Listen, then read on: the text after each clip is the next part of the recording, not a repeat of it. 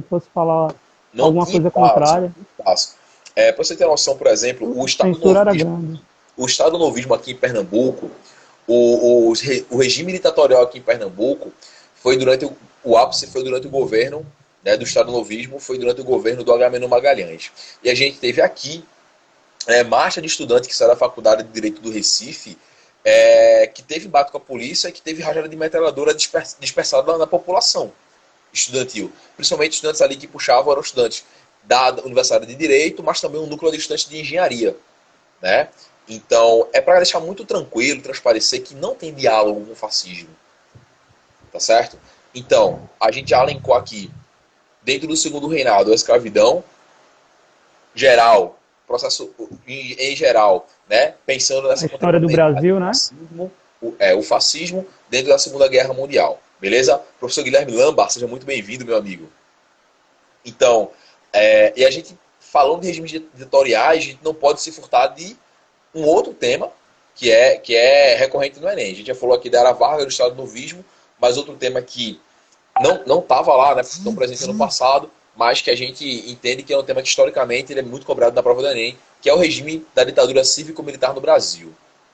E aí, você falou uma coisa muito legal, Guilherme, os fatos históricos. Não existe uma relevância nos fatos históricos na prova do Enem, mas existe uma relevância na conjuntura desses fatos históricos. No Professor contexto, Ademir né? Bocão, grande professor aí do interior de Pernambuco. Um abraço. O Isso. contexto, né? O grande contexto histórico em que isso acontece, exatamente, meu amigo. Porque aí é onde você correlaciona a função do Estado, as relações de poder, Os tá certo? assuntos O direito de também, né? cidadania, exatamente. Então, o estudante de história ele não pode se ater. Aconteceu isso, por conta disso, o resultado foi esse. Oi, Entendeu? Rose, um abraço.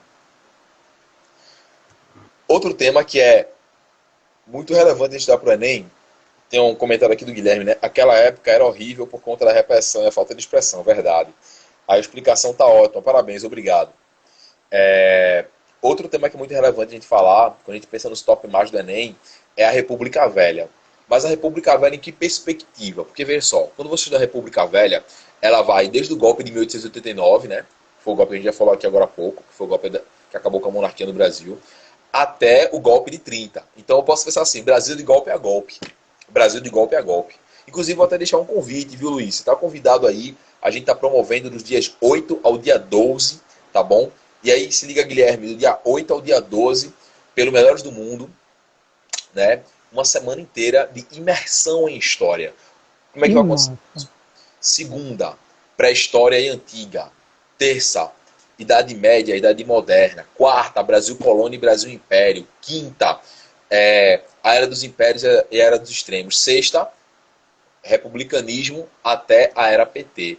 Tudo isso com 20 questões de Enem vestibulares a cada dia. Uma semana Que inteira massa, cara. Manda pra mim o post que eu compartilho na hora. Vou mandar para você sim. Vou marcar você no post para você poder fazer os compartilhamentos. Inclusive o link está na minha bio da descrição. Tá bom?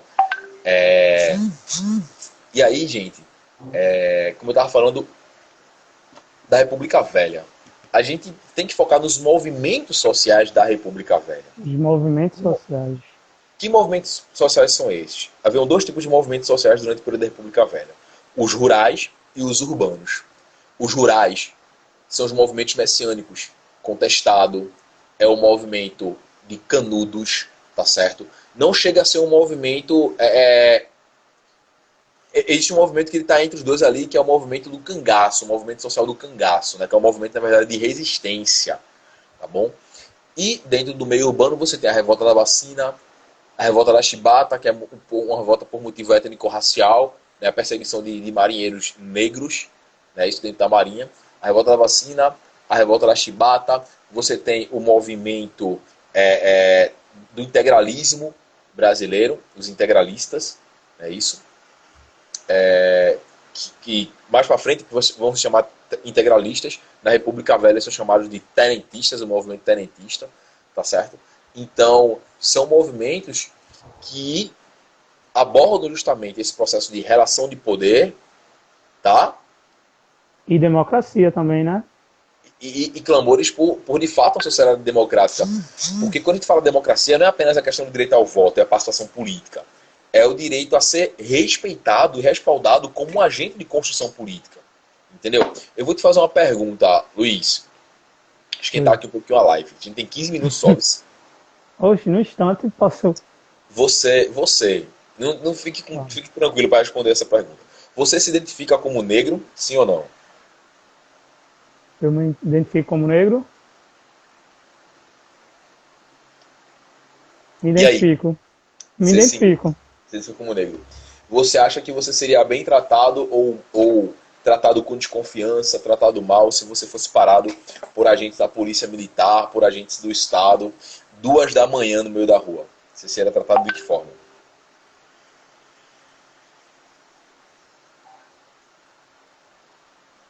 Infelizmente, né? A gente sabe que a situação é complicada. Você seria tratado de que forma? De que forma? Rapaz, eu acho que eu seria tratado de uma forma excludente, né? Dependendo da situação, né? Pronto, Dependendo de quem seja, né? não, você é preto, ponto, acabou-se. Porque o preto sabe que como é que ele vai ser tratado, meu querido. É isso mesmo. Quando eu pergunto isso, é porque, veja, eu visualizo em você ter gestos de nossa negritude. Eu sou negro. Olha a boca da gente, ó. Olha esse lábio grosso, sabe? Olha o queixo da gente, como é, sabe? Não tem como dizer que não, irmão. Não tem como dizer que não. Não é o tom da pele, muitas vezes, não. É como a gente é encarado pela sociedade, sabe? E quando a gente fala assim, tá brigando, lutando, são movimentos sociais que lutam pelo processo democrático de direito, é o direito de ser respeitado enquanto indivíduo, de ser respaldado como indivíduo.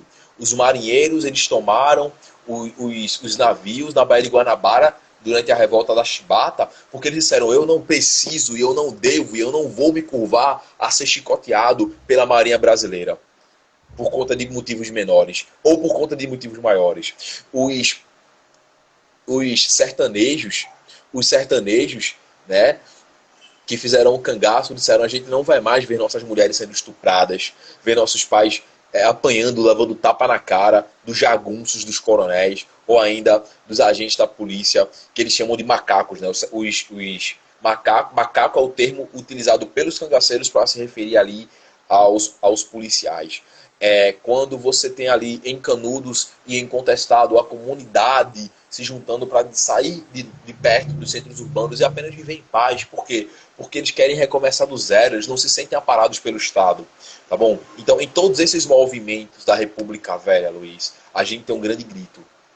Um grande grito de liberdade. Um grande grito que quer dizer assim, eu sou um indivíduo e mereço ser respeitado como o indivíduo que eu sou. E mereço ter uma relação equivalente aos demais indivíduos quando se trata da relação entre indivíduo e Estado. Então, pensar República Velha no Enem perpassa diretamente por pensar, estudar e refletir os movimentos sociais da República Velha, tá certo? Eu acho que eu já falei uns 3, né? Acho que eu falei uns 3 temas Foi. do Enem, tá bom? Eu vou partir para o 4º tema aqui. Gosto muito de falar do processo da Baixa Idade Média, né? A gente vai ter ali uma série de transformações a partir da Baixa Idade Média. Você tem o processo das Cruzadas, por exemplo, a formação do renascimento cultural urbano, o pensamento eclodindo, isso dialoga diretamente com filosofia, porque a gente vai ter ali, para além do nosso São Tomás Aquino, né? São Tomás Aquino, a gente vai ter também a mudança de pensamento filosófico. A gente vai ter, eu costumo brincar com meus alunos, as tartarugas ninjas, né? O Michelangelo, o Donatello, o Rafael, né? Isso, é o bizu, é o bizu. Porque a gente vai ter um renascentismo, uma modificação de pensamento, uma nova concepção filosófica e científica para o mundo. Então tudo isso está a partir dessa Baixa Idade Média e eclode no Renascimento, né? Então, refletir a prova do Enem, para a gente começar a concluir aqui, refletir a prova do Enem de Ciências Humanas é refletir... Oi, Jennifer, tá gostando aí? É minha emo favorita aí, ó. A Jennifer. Refletir a prova de Ciências Humanas para o Enem é refletir, antes de tudo, as relações entre os indivíduos no seu tempo histórico, refletir a relação dos indivíduos com o Estado, refletir as modificações sociais promovidas por esses indivíduos, por esse relacionamento, e refletir principalmente no dever humano na Terra, como nós chegamos até onde estamos, sabe? Jennifer, tá divulgando aí, vou marcar você também, viu, Jennifer, no post da imersão de humanas, da imersão de história, certo? Mas diga lá, Luiz, a gente tem mais 10 minutinhos, você tem alguma pergunta para fazer, se deixar eu falo que sua gota serena. Tá tomando cafezinho, né? Rapaz, pior que é, sou louco por café. Ó, na hora que tu me fizer essa pergunta dos policiais, assim, eu tenho muitos amigos policiais. Eu Aí também, na hora, assim, aí na hora quando você perguntou, eu fiquei assim, qual vai ser minha resposta?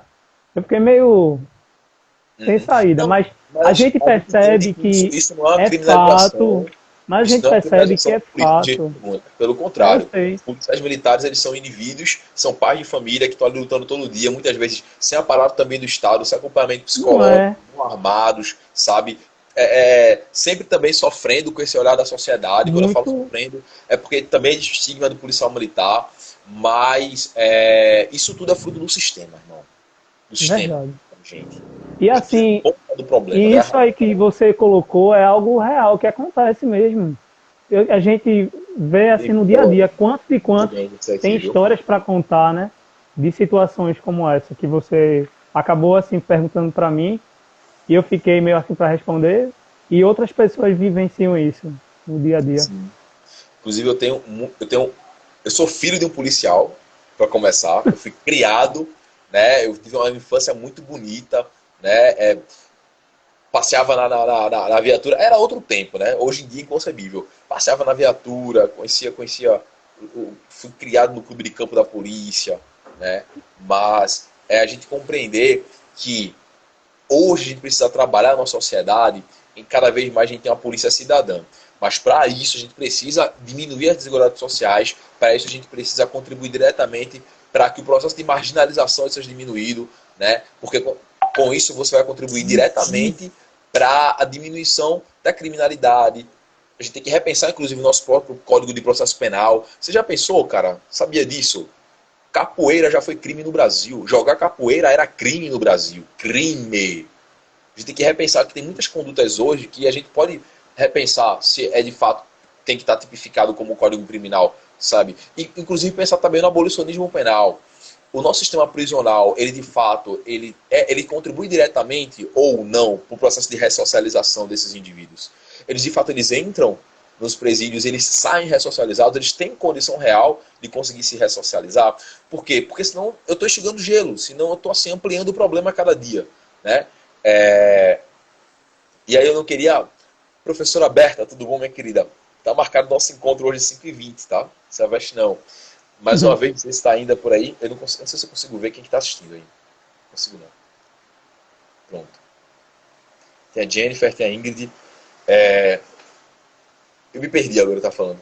Perdão. Sobre estava falando do sistema prisional. A gente acaba caindo nisso. Por quê? Aí então fala, o professor de humanos ele tá falando disso aqui, termina falando lá da moléstia de outra coisa. A humanidades, ela é a base da tua discussão redacional. Né? Então a gente acaba, de fato, um assunto puxando o outro, e enfim. E o que a gente está falando aqui pode ajudar estudantes ou os candidatos que vão fazer o Enem, quando vão fazer a redação, para contextualizar determinada situação. E às vezes os alunos têm muitas dificuldades para contextualizar. E assim, história chega, um bom conhecimento histórico, né, para você se dar bem e acabar atingindo as competências, né, exigidas pelo Enem. Sim. Na produção escrita, no conteúdo de história. E assim, quais das 6 competências, né? São 6 competências, né, na prova de Ciências Humanas e Tecnologia. Quais, assim, são mais importantes, você acha?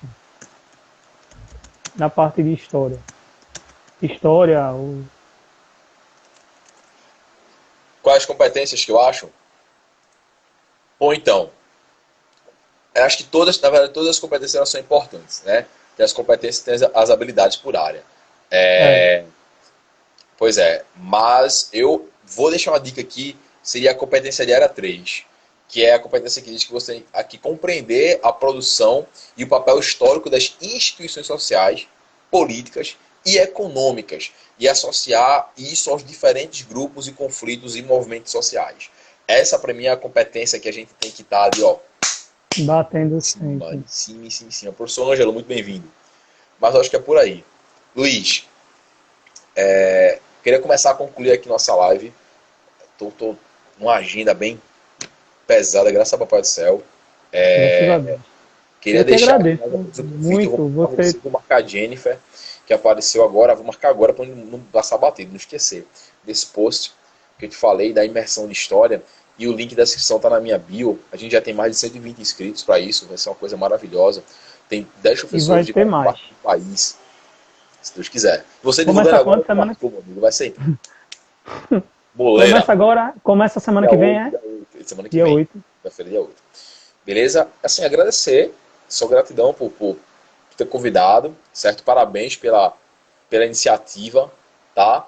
De convidar, de se colocar à disposição de passar um tempo construindo também esse conhecimento com o alunado. E acho que é isso aí. Eu agradeço de coração por você ter aceito esse convite. Não conheço pessoalmente. Eu estava vendo um post de Bergamo, aí vi que você estava seguindo.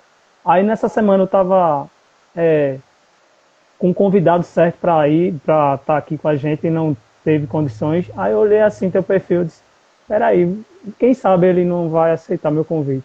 E na hora você aceitou e eu sou muito grato por isso, viu? E eu acho que as dicas que a gente acabou dando aqui em meia hora pode facilitar, pode desmembrar assim, os pensamentos de muitos estudantes, muitas pessoas que estão meio desfocadas por conta de todo esse cenário tenebroso que a gente está vivendo, em que procurar dar uma resposta a isso, né?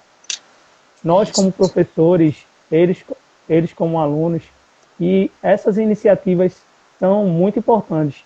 Parabéns a todos vocês que nos acompanharam. Parabéns para você, Felipe. Continue fazendo esses projetos. Que Deus abençoe sua caminhada, viu? Obrigado. Admiro mesmo. Obrigado, irmão. Então é isso. Pessoal, aquele abraço. Estudem. Ó, o Foco. Guilherme aí, ó, gostou muito, ó. Saúde Parabéns mental. aos dois. Valeu, irmão. Tudo de bom.